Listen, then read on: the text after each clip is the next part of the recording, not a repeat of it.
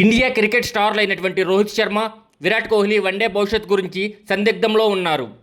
ఇప్పటికే test, T20 ఫార్మాట్లకు వీరు retirement ప్రకటించారు. ఇప్పుడు వన్డేలు మాత్రమే ఆడుతున్నారు. 2027 వన్డే వరల్డ్ కప్ ఆడే అవకాశాలు కూడా ఖచ్చితంగా లేవని ఈ నెల 19న ఆస్ట్రేలియాతో వన్డే సిరీస్ మొదలవుతుంది. ఏడాది తర్వాత రోహిత్ కోహ్లీ జోడీ మళ్ళీ అంతర్జాతీయ క్రికెట్లోకి వస్తుండటంతో ఫ్యాన్స్లో మరింత హైప్ ఉందని చెప్పుకోవాలి. అయితేనేం team India chief selector Ajit Agarkar వీరిద్దరిపై కీలక వ్యాఖ్యలు చేశారు. అగార్కర్ చెప్పింది ఏమిటంటే 2027 వరల్డ్ కప్ గురించి ఇప్పుడే మాట్లాడుకోవాల్సిన అవసరం లేదని, వాళ్ళు యావరేజ్గా 50కి పైగా ఉందని, ఫిట్నెస్, ఫామ్ బాగుంటేనే వాళ్ళు ఆ వరల్డ్ కప్ ఆడుతారని అన్నారు అగార్కర్. ఆస్ట్రేలియా సిరీస్లో సెంచరీ కొడితేనూ ఫెయిల్ అయితేనూ జట్టులో ఉంటారని గ్యారంటీ లేదు. అప్పటి పరిస్థితులను బట్టి నిర్ణయం తీసుకుంటామని చెప్పారు అగార్కర్. ఇంకా అగార్కర్ చెప్పింది ఏమిటంటే రోహిత్ కోహ్లీ గొప్ప ఆటగాళ్ళైనా వారి స్థానంలో యువ ఆటగాళ్ళు కూడా అవకాశం పొందవచ్చు.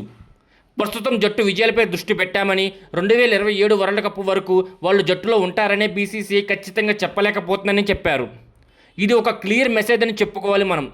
ఫామ్ అండ్ ఫిట్నెస్ ఉంటేనే రుకేజేడి వరల్డ్ కప్కు ఛాన్స్ ఉంటుంది. అప్పటి వరకు ఎవరి ప్రదర్శన ఎలా ఉంటుందో చూడాలి.